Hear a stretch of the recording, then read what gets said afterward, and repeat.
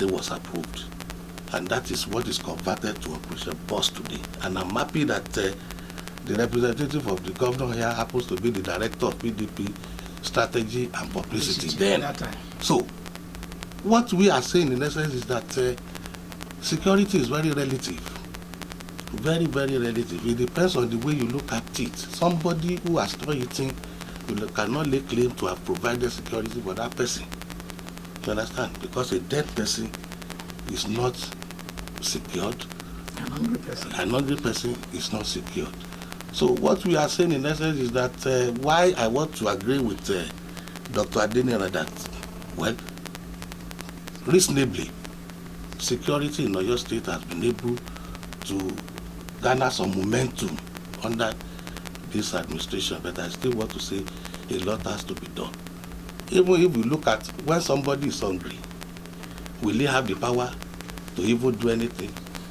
We will go into other aspects, but you have given a pass mark on security, which is very important. We want to have you, Honorable Akim Aziz, to talk on security. The government have come out with a blueprint of saying we have achieved on security. Do you think the government have also achieved? Do you concur as others have also said so? Well, I have a different opinion, and I do not totally agree that this government has achieved, has been painted in terms of security of life and property in Oyo State.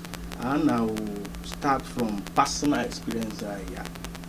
In 2014, in the build-up to 2015 election, our campaign office at Omitutu in the world was invaded by police officers, and they came with 2 armored personnel carriers and about 50 policemen in another 4 or 5 patrol van.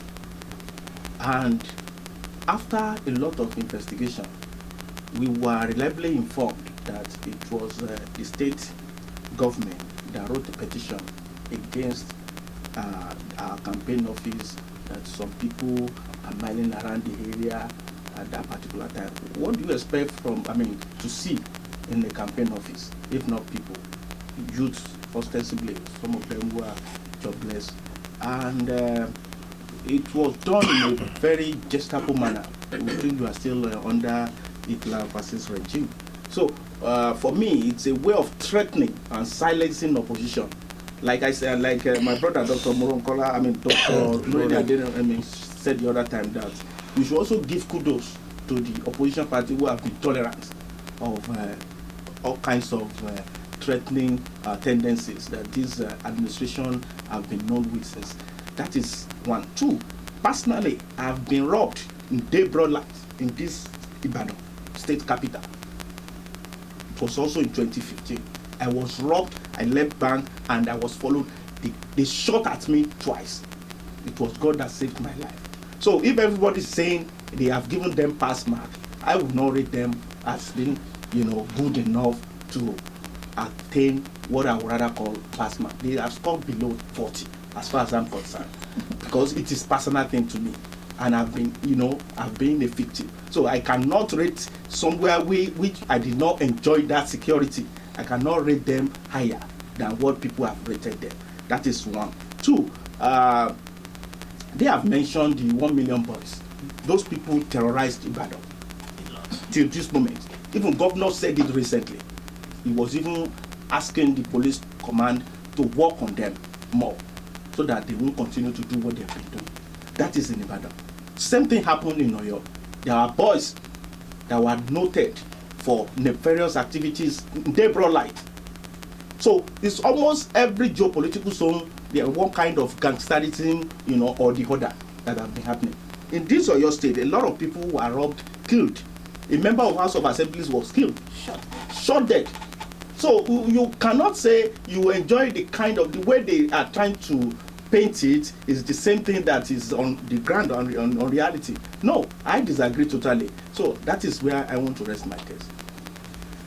I'm sure you know that we're still on Community Today, where we're assessing the performance of Governor Abiola Ajimobi in the last 6 years, I would give an opportunity to the Commissioner of Information to actually say one or two things as regards to the performance of Abiola Ajimobi in the last 6 years. I think we've been talking about peace, and let me introduce another dimension to it so that we don't get carried away with armed robbery and all of these things, because there's no crime-free environment. No. Even abroad, developed countries, crime every day. It happens, and if it happens to you, well, it's unfortunate. I remember when they killed the member of the House of Assembly. I stated expressly that it was a very low point at that period, but it was not enough to douse or to rub off, the level of peace and security that the government had instituted. But what we are saying is comparatively, where are we coming from? Where are we now? And I want to agree that everybody here that is talking has agreed to that, so I don't want to do it. But let me emphasize the importance of peace, safety, and security in another dimension, because peace is the foundation of development. Without peace, there is no development. Students cannot go to school, traders cannot go to their marketplaces, industries cannot open. Now, so what do you have? You have a situation where since 2011, where there has been, don't let me say peace, there has been relative peace. It says relative, at least comparatively. And I would like to give examples. In Oyo State, the hotels are under the Ministry of Culture and Tourism. There has been 103% increase in the hospitality industry in Oyo State. It does not happen in a place where there is no peace. The fastest growing business in Oyo State is hotels. Look at the nightlife renaissance. How many nightclubs do you have on Ring Road? How many do you have in Bodija? It does not happen in an atmosphere of insecurity. I don't want to go about, I just want to give, examples that we can all relate with. Okay? Look at, ShopRite will not come to a place where there is insecurity. They won't go to the northeast. It shows that there is relative peace in this environment. The industries that are coming in, it shows that there is relative peace in this environment.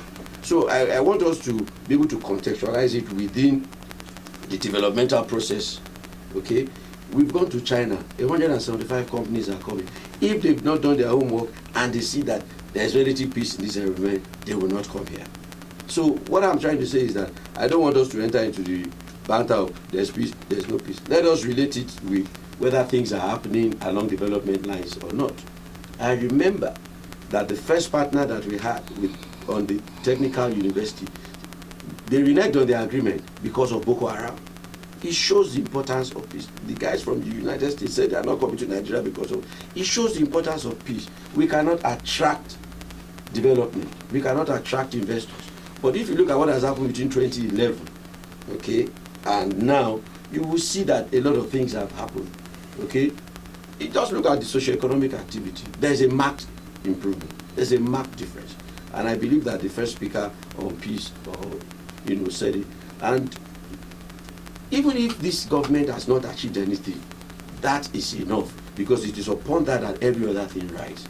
So I would like to anchor my own, discussion about peace, security, and safety on the fact that the atmosphere has brought development, more development than it used to be, which buttresses what Dr. Thomas is saying. Okay, yes, you will have occasional skirmishes, and you would also look at the timing, because when we talk, let's look at analysis. Look at the timing of crimes. I am yet saying, go to the Nigerian police. They will tell you that since 2011 till date, no major crime during festive periods, which wasn't before. Go and find out. It is like that. The crime rate has dropped during Salah, during Christmas, before it used to be. It doesn't happen again. Okay, and I'm not saying that there are no armed robberies and all of those things. Please, no, I will never say so. Because even in God's own country, there is crime, there is robbery, there is murder. Okay? The only problem is that we are not able to recover. So, what point am I trying to make? When election approaches, there's a trend. Okay? If there's a pattern when election approaches, and it's not only in Oyo State, generally there is more violence, there's more chaos and all of that. So, and I'm alluding to some of the examples they've given, while I don't want to speak directly to it. But to say that you have a crime-free state, crime-free town, no, it's not possible. Okay? But what we need to do is to consistently keep up, what we are doing in terms of providing peace, safety, and security of lives and property for the people.